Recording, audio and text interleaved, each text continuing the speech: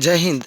आज के इस वीडियो लेक्चर में हम लोग समझेंगे अध्याय 8 12वीं के जो हिंदी से लिया गया है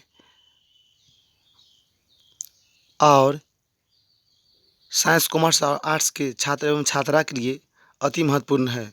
चूँकि इससे पिछले वीडियो लेक्चर में हम लोग पढ़े थे सिपाही की माँ की के अंतर्गत मोहन डाकिस जी की जीवनी, और इस वीडियो लेक्चर में हम लोग पढ़ेंगे सिपाही की माँ जो एकांकी है उसके प्रमुख पात्र और उसके सारांश तथा इसके सभी वस्तुनिष्ठ प्रश्न को देखते हुए लघुत्तरीय द्विगुत्तरीय पर चर्चा किया जाएगा। इसमें सिपाही की माँ में प्रमुख पात्र इस प्रकार है। बिस्नी जो एक माँ का किरदार निभाती है। फिर मुन्नी बिस्नी की बेटी है और 14 वर्ष इसकी उम्र है। कुंती बिस्नी की पड़ोसन है। दीनू विष्णु की पड़ोसी है। एक लड़की वर्मा देश से आई है। 2 लड़की वर्मी है, अर्थात 2 लड़की बर्मा देश से आई थी, जिसमें लड़की 1 और लड़की 2 मोहन डाकिस के द्वारा पात्र के रूप में चर्चा किया गया है। मानक सिपाही है और बिस्नी का बेटा भी है। सिपाही घायल सिपाही है। चलिए सिपाही की माँ के एक सारांश पर हम लोग चर्चा करते हैं।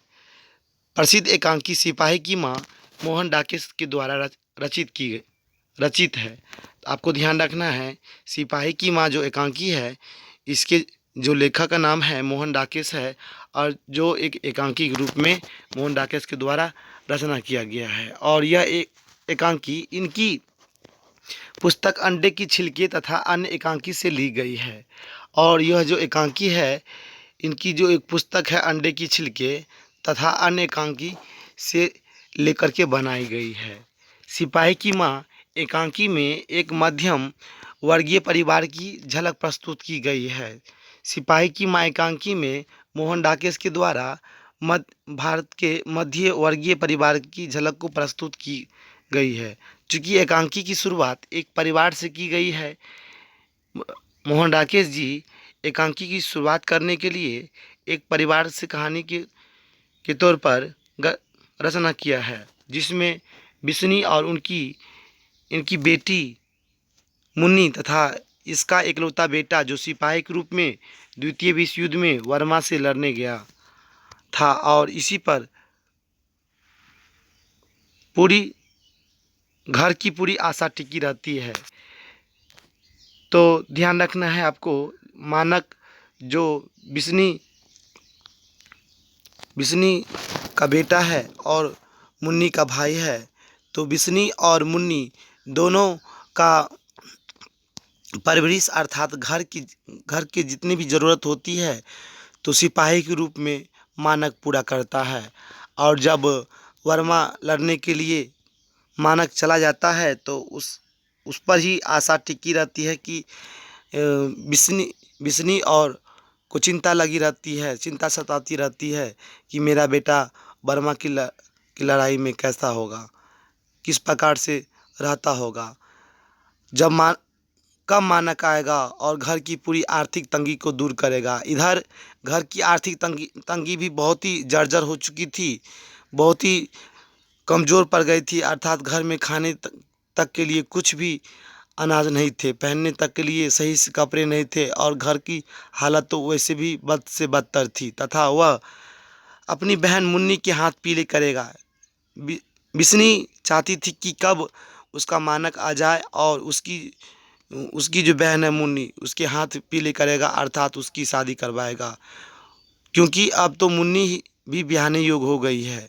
हाँ, मुन्नी बड़ी हो चुकी थी और मुन्नी ब्याहने योग्य हो चुकी थी, इसलिए बिस्नी की निगाहें बिस्नी हर हमेशा चिंता सताती रहती थी कि कब मानक आएगा और अपनी बहन को शादी करवा करके दूसरे घर विदा करेगा। चूँकि जब कभी भी घर के बाहर से किसी भी गाड़ी की आवाज़ सुनाई देती थी तो दौड़कर मुन्नी आंगन से बाहर आ जाती थी और डाकिया का राह एकटक से देखती रहती थी, कहीं मेरे भाई की चिट्ठी तो नहीं आ गई। और जब मुन्नी को चिट्ठी नहीं मिलती थी तो वह खाली हाथ ही आपस आंगन की ओर लौट आती थी।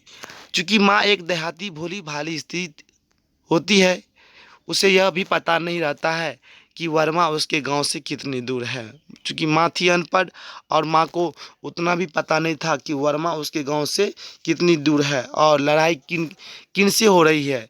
रोज़ रात को बिस्नी सोते वक्त अपने सपने देखती रहती थी। उस सपने में वह मानक मानक चिल्लाती रहती थी। इधर अंत में मुन्नी माँ से बोलती थी कि भैया मेरे लिए जो करे लाएंगे वे तारों और बंतों के करों से भी अच्छे होंगे न माँ। मतलब क्या, आपको ध्यान रखना है। मानक की जो बहन थी वो उससे भी चिंता सता रही थी कि कब मेरे भैया आएंगे और मेरे लिए अच्छे करे लाएंगे। तब माँ बोलती थी कि हाँ बेटी, तेरे करे सबके करे से अच्छे ही होंगे। और अंत में जब मुन्नी के सोने के बाद बिस्नी सोने चली जाती है तो सोने से पहले ढिबरी बुझा देती है, अर्थात दिया बुझा देती है, और अंधेरे में सोते सोते बुदबुदाने का स्वर सुनाई देता है। चूँकि अंत में सपने में ही बिस्नी के सपने में ही मानक आ जाता है और उसके बाद मानक आकर के उसके गोद में सो जाता है और उधर से घायल सिपाही भी आता है। घायल सिपाही आता है और मानक को मारने के लिए दौड़ पड़ता है।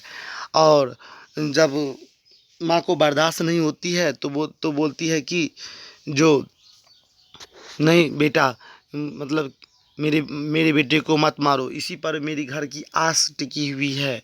सभी जितनी भी आवश्यकता होती है मेरा मानक ही पूरा करता है। तो इधर से तो घायल सिपाही बोलता है कि आप नहीं जानती है माँ, ये बहुत ही खतरनाक आदमी है। अगर मैं तुम्हारे बेटे को नहीं मारूंगा तो वही मुझे मार देगा। तो जब मानक को नहीं रहा जाता है तो घायल सिपाही की ओर मारने के लिए दौड़ता है। तो उधर सपने में ही उसकी माँ बोलती है कि छोड़ दे बेटा इसे, घायल सिपाही को तू छोड़ दे, क्योंकि जैसा तू बेटा है वैसा ही इसका बेटा है, वैसा ये भी किसी और का बेटा है, इसलिए छोड़ देता है। मानक छोड़ देता है। चूँकि मेरे द्वारा इस लंबी कहानी को शॉर्टकट करके समझाने का प्रयास किया गया है, तो आपको ध्यान रखना है। अगर इतना भी कहानी आप अपने स्तर से अपने ज़हन में अगर रखते हैं तो आपको किसी प्रकार की कोई दिक्कत नहीं होगी। चलते हैं प्रश्न की ओर।